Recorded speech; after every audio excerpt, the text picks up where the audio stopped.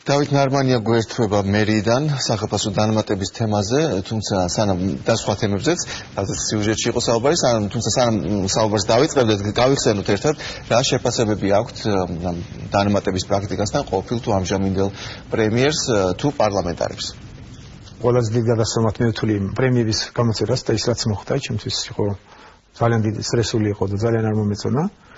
მაგრამ 2 წლის განმავლობაში თუ ყველაზე დიდი შეცდომა პრემიის გამოწერა არის ასეთ მთავრობა შეიძლება წარმატებულად ფიქსიროთ. მე ვთვლი რომ მთავრობა ეფექტურია და განსაკუთრებით ეფექტურია პრემიერ-მინისტრი. მის ვაღიარებ რომ ეს იყო ერთ-ერთი მთავარი შეცდომა, მე ვიტყოდი გადაცდომა ჩვენი მთავრობის და მეორეს მხრივ გასახარულოა რომ რაიმე ისეთი განსაკუთრებული შეცდომა ჩვენ ამ 2 წლის განმავლობაში არ გვაქვს. ბიძინა ივანიშვილმა პრემიერ-მინისტრობის დროს გააკეთა ძალიან მკვეთრი პოლიტიკური განაცხადი ამ სისტემასთან დაკავშირებით, რომ ეს უბრალოდ აილაგებოდა ქვეყანაში.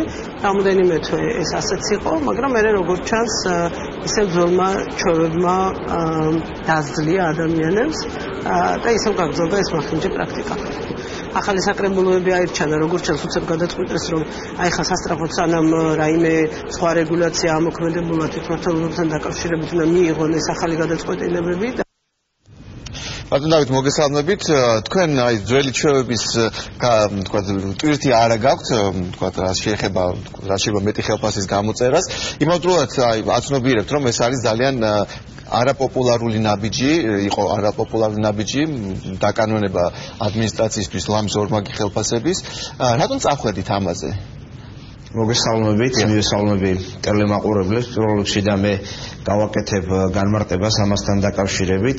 მინდა ვთქვა, რომ დანამატების სისტემა თბილისის მერიაში არსებობდა და იყო ზოგიერთი შემთხვევა, როცა დანამატის შრომის ანაზღაურების ერთმაგოდენობაზე მეტიც იყო. ჩვენ მხოლოდ მცირედი კორექტირება გავაკეთეთ ამის და წლის ბოლომდე დავტოვეთ ისეთი ფორმით, როგორც იყო, ანუ არსებითად არ შეგვიცვლია, მაგრამ ამავდროულად დაევალა ჩემი მხრიდან შესაბამის სამსახურებს, რომ ახალი წესი მოვამზადოთ შრომის ანაზღაურებასთან და დანამატებთან დაკავშირებით და ის მავნე პრაქტიკა, რაც არსებობს, ამ პრაქტიკას დაესვას წერტილი. ამიტომ ეს შესავალი რატო ჭირდებოდა, რატომ მატყდა? აი, გეტყვით რატომ არის გაუგიტა აჟიოტაჟი? გეტყვით რატომ მატყდა? იმიტომ ეს შესავალი რატო იყო საჭირო? მნიშვნელოვანია კვალიფიციურად ადამიანებს, რომლებიც მართლაზე განაკვეთურად მუშაობენ, ანუ დილის 9 საათიდან ღამე 12 საათამდე ზოგიერთ შემთხვევაში გვიანობამდეც კი, რომ მქონდეთ შესაბამისი мотивация, ამიტომ ჩვენ სახელმწიფო ფონდი არ გაგვიზრდია და არც არსებითად, ასე ვთქვათ, რაიმე სხვა მუხლებისთვის არ დაგვიკლია დაფინანსება და ხელფასის მომხში არ გადმოგვიტანია, როგორც დროებითი რეგულაცია წლის ბოლომდე დავტოვე მეს და შეგიძლიათ ნახოთ ახალი საბიუჯეტო წლიდან ახალი რეგულაციები იქნება და ადამიანები, რომელთაც უწევთ ზეგანაკვეთურად მუშაობა, ესეთი ადამიანები მიიღებენ შრომის ანაზღაურებაზე. კეთილი, ორი კითხვა, ერთი მაგრამ აქვე დავძენ იმას, რომ ჩვენ ადმინისტრაციაში სხვა ხარჯები შევამცირეთ, კერძოდ კომუნიკაციაზე ხარჯები, მივლინებებზე ხარჯები, ავტომანქანების შენახვასთან დაკავშირებული ხარჯები 600,000 ლარზე მეტი დავზოგეთ წლის ბოლომდე ამ ასე ვთქვათ ეკონომიით, რაც სხვა პროექტების განსახორციელებლად გამოიყენება. კეთილი, ორი კითხვა, ერთი რომ პირველი კითხვა, რაც ბუნებრივად ხდება, რატო იყო საჭირო თქვენ ვთქვათ, რომ ეს პრაქტიკა არსებობდა, თქვენ უბრალოდ სანამ ახალ პრაქტიკაზე გადახვიდოდით, რაც არსებობდა ის გააფორმეთ, რა საჭირო იყო შესავალი, რატო არ შეგეძლოთ ეხლავე გაგეუქმებინათ, ეს ერთი და მეორეც ის ხალხი, რომელიც მუშაობს და უკმაყოფილოა ხელფასით, რო ინიშნებოდნენ ამ თანამდებობაზე, არ იცოდნენ, რომ ეს ხელფასი ექნებოდათ? ადამიანები, რომლებიც ინიშნებოდნენ, იცოდნენ, რომ იქნებოდა ხელფასი და იქნებოდა დანამატები. ჩვენ რომ ავიღოთ ჯამში ხელფასი პლუს დანამატის მოცულობა, გაცილებით უფრო ნაკლებია, ვიდრე იგივე კვალიფიკაციის ადამიანები იღებენ კერძო სექტორში ან ასე ვთქვათ, სხვა სექტორებში, იგივე საერთაშორისო ორგანიზაციებში, ვინც მუშაობს და ასე შემდეგ. ამიტომ კვალიფიციური ადამიანების შენარჩუნება სჭირდება შესაბამისი мотивация. წარმოიდგინეთ, მაგალითად, თქვათ, ახლა სიუჟეტში იყო ჩვენი ერთ-ერთი საქალაქო სამსახურის ხელმძღვანელი, ეს არის კეთილმოწყობის სამსახური. 200 მილიონ ლარამდე თანხა გადის ამ ადამიანის ხელში. მას ჭირდება იმისათვის, რომ ასე ვთქვათ, სადმე ხელი არ წაუწდეს, იმისათვის, რომ მოწესრიგებულად იმუშაოს, სხვა რამეზე არ იფიქროს კვალიფიციური შრომის ანაზღაურება, იმიტომ რომ თითოეული ადამიანის უკან ისი ოჯახი დგას და ვალდებულებები დგას. რატომ არის? ვაპირებთ, რომ დავარქვათ ამას ხელფასი მომდევნო წლის 1 იანვრიდან ეს იქნება ხელფასის ფორმით. ნებისმიერ ქვეყანაში საჯარო უწყებებში არის გაცილებით დაბალი ხელფასები, ვიდრე ბიზნეს სექტორში. ეს არის არჩევანი, ეს არის ტიპი ადამიანის, რომელიც ირჩევს საჯარო სექტორში მუშაობას, რომ იქ გააკეთოს კარიერა, ემსახუროს ხალხს. მაგალითად, შეგიძლიათ ვესვათ მაგალითად. თქვენ დამისახელეთ სადაც არ არის. მაგალითად თქვენ დამისახელეთ სადაც არ არის. თქვენ ამბობთ, რომ ნებისმიერ ქვეყანაში ესეა, რომ საჯარო სექტორში, კერძო სექტორში დაბალი ხელფასია. მე მაინტერესებს თქვენგან ამ შემთხვევაში სად არის ეს? მე გეუბნებით, რომ ნებისმიერ ქვეყანაში, მე თქვი ნებისმიერ ქვეყანაში. თქვენ თქვით თუ იცით გამონაკლისი საქართველოს გარდა, რა თქმა უნდა. აი თქვენ რამდენი არასწორი მიდგომა, მე ვიღებ შრომის ანაზღაურებას, ეს არის დარიცხული დაახლოებით 3500 ლარამდე და არ ვიღებ დანამატს. დანამატით იქნებოდა 7000 ლარი, რაც კერძო სექტორში მე ძნელად გამიჭირდება მოვიფიქრო თანამდებობაზე. ამიტომაც არ ვიღებ დანამატს. შეგიძლიათ 7-ად იყოს. არა, ჩემი სიმშვიდე აქ აბუშუაშია, უბრალოდ თქვენ იკითხეთ, რატო აღელდა ხალხიო და მე ვცდილობ აგიხსნათ, რატო აღელდა ხალხი.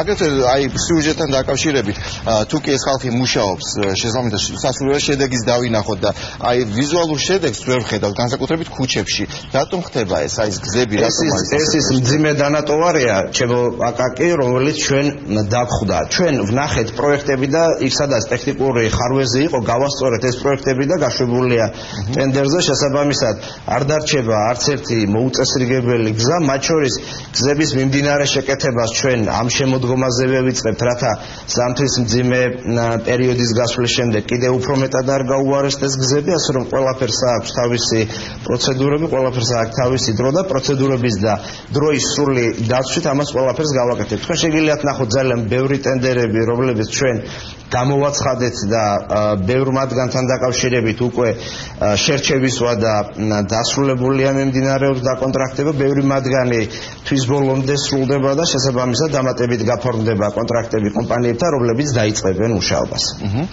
მე როგორც ხვდები, აი ეს თქვა შენიშვნები წინა პროექტებთან დაკავშირებით იყო იმიტომ რომ ეს ფული თქვა არაეფექტურად იხარჯებოდა, ეხლა ჩვენ ეფექტურად დავხარჯავთ, ასე არა? არა, შენიშვნები იყო ტექნიკური ხასიათის ძირითადად, ერთის მხრივ თქვა გზა როცა კეთდება, მას უნდა კონდეს სანიაღვრე იმისათვის, რომ წყალი არ გაჩერდეს, იმიტომ რომ წყლის გაჩერება გზაზე იწვევს გზის უფრო ადრე დაზიანებას. მეორეს მხრივ სატენდერო დოკუმენტაცია, რომელიც ჩვენ დავხვდა, ამ დოკუმენტაციაში არ იყო გათვალისწინებული, თქვა ყოველთვიურად რამდენს გააკეთებდა კომპანია, როგორი იქნებოდა მონიტორინგთან დაკავშირებული მომენტები და ასე შემდეგ. ჩემი წარსული გამოცდილებიდან გამომდინარე, რომელიც მე ჩემი მინისტრობის დროიდან მომყვება, რა თქმა უნდა, ზოგიერთი ტიპის ატენდერო დოკუმენტაცია დაიხვეწა და ხელახლა გამოცხადდა ტენდერი. აი ეს რა მინდა კითხოთ, აი უკეთეს ხარისხს როგორ მიაღწევთ, როდესაც აი ბიუჯეტში, რომელიც თქვენი მოსვლის შემდეგ დაკორექტირდა, გდანის გარდა და მთაწმინდის გარდა ყველგან არის შემცირებული ის კოსმეტიკური რემონტის ხარჯებიც კი, რომელიც თქვენ ამბობთ, რომ არ საკმარისად ხარისხიანი იყო. აი დიდუბეში 412,000, ნაძალადევში 700,000, ბაკეში ჩვენ მოვიწია ცალკეული ისეთი ხარჯების გათვალისწინება მწლევანდელ ბიუჯეტში, რომელიც არ იყო გათვალისწინებული, მაგალითად თქვათ ჯანდაცვის და სოციალური უზრუნველყოფის მუხლი პრაქტიკულად ამოწურული დახვდა ჩვენ რაიონულ გამგეობებში, როცა მოვედით. ამიტომ სხვადასხვა პროექტებიდან არსებული თანხის გადმოტანა მოგვიწია ჯანდაცვის და სოციალური უზრუნველყოფის მუხლში, რათა ის აუცილებელი ხარჯები წლის ბოლომდე გაგვეწია, რასაც ხალხი ელოდება. შესაბამისად უკეთესი გზები, რაც გამოცხადებული ვერ მიიღწევა.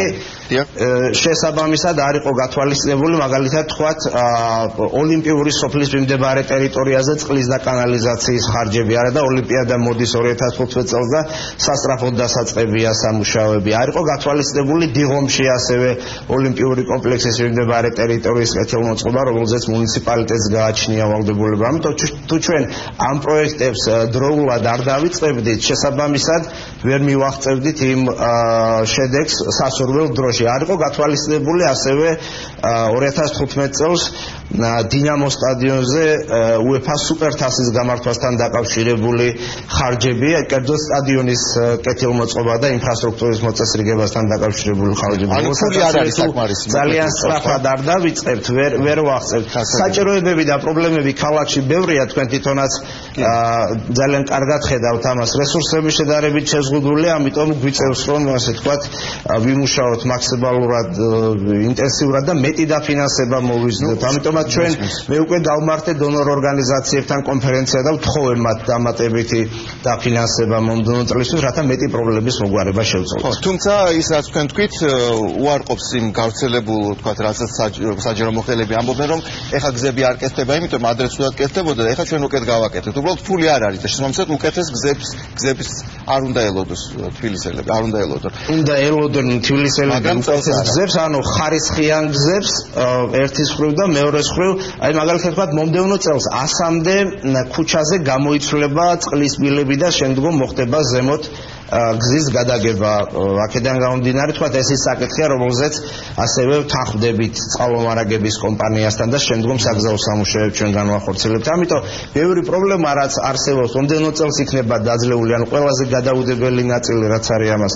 მომდევნო წელს ვიხედავთ შედარებით, ესე ვთქვათ, ნაკლები პრობლემა რაც არის, უფრო შემდეგი პერიოდისთვის იქნება გადატანილი და ყველაფერს ვიხედავთ პრიორიტეტულობის გათვალისწინებით. კეთილი, რომელია პრიორიტეტი, რომ ვთქვათ, აი იმედი მივცეთ ყველაზე ადრე, რომელ უბანს ელოდოს პრიორიტეტი. მე გამიჭირდება ახლა ქუჩების დასახელება, მაგრამ იქ სადაც ქუჩები ზიანდება იმის გამო, რომ წყლის სისტემა არის დაზიანებული, ესეთი ქუჩები იქნება პირველი რიგის პრიორიტეტი, იქ სადაც თქვა შედარებით მცირე ან ჯერჯერობით არ არის დაზიანებული, ან ახლა იწყება დაზიანება, ესეთები შედარებით უფრო მეორე პრიორიტეტი. წელს წყალმომარაგების კომპანიამ დაახლოებით 40 მილიონის ინვესტიცია ჩადო. ჩვენ შევთანხმდით, როცა განხილვა ქონდა და ანგარიშის მოსვენა წყალმომარაგების კომპანიისა, რომ მინიმუმ 10 მილიონით გაიზრდება, ანუ 50 მილიონზე მეტი იქნება ინვესტიცია, რომელსაც ისინი ჩადებენ წყლის სისტემის გამოთვლისას და ჩვენ ადეკვატურად იგივე ქუჩებზე გზების დაგების პროექტებს დავიწყებთ. ანუ მოთმინებით უნდა აღვიჭროთ გასაგებია, ამას დრო ჭირდება. აუცილებლად უნდა შეგეკითხოთ ეს მე აი თქვა ამასთანავ მომიხდა სასწრაფო დახმარების გამოძახება და აი ძალიან დიდი გულის ტკივილით თქვენს რომ იმიტომ რომ აი საყოველთაო დაზღვევა ეხა მათ გაეზარდათ მნიშვნელოვნად ორჯერ სამჯერ თუ არა თქვათ სამუშაოს მოცულობა, აი დაფინანსება კი მცირდება. აი მათ შორის ეხა მე ვნახე ბიუჯეტში 1.5 მილიონით არის სასწრაფო დახმარების დაფინანსება შემცირებული.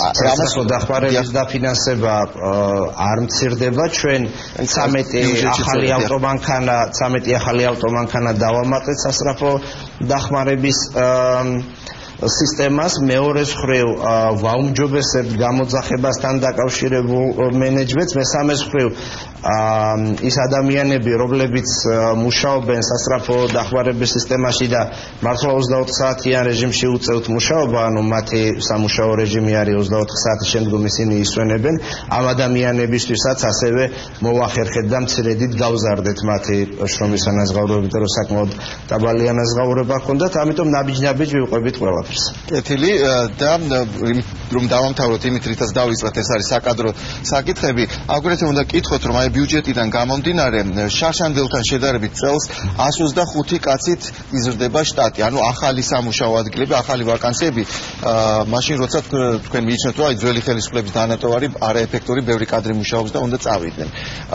რას უკავშირებთ ამას?